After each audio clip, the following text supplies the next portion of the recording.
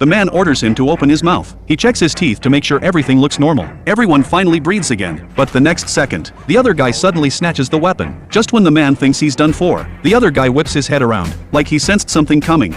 The next second, he hands the weapon straight back, then pops open the trunk, pulls out a massive stash of weapons, and starts handing them out to everyone there. He even gives a pregnant woman a handgun. He tells everyone, a big fight is about to go down. Nobody knows what's going on, but they all follow him back inside anyway. Then the man tells everyone to use the dining table to barricade the doors and windows. Night falls fast, but the moment it gets dark, the power cuts out completely. The whole house goes pitch black. With no other choice, they climb up to the roof to see what's happening. The second they get up there, they spot a car hauling down the road in the distance. Then it comes into view, an ice cream truck. Michael warns everyone, lock and load right now, because that is what they're up against. But before they can even get ready, the ice cream truck pulls up right in front of the building. Inside, the others are already wound up tight. Then the door swings open. A figure in a chef's uniform steps out. The way he moves is completely off. He sniffs the air, then suddenly throws his mouth wide open. The next second, his arms start stretching in ways arms should not stretch. And then, he charges at them like a wild animal.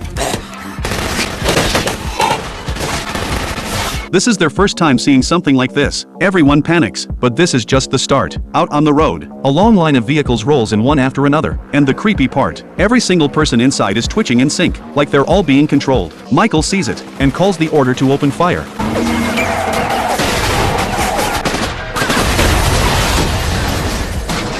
Bullets spray everywhere, keeping those vehicles back dozens of meters away. But right then, Michael realizes there are more vehicles closing in from behind. He doesn't even hesitate. He pulls out a rocket launcher.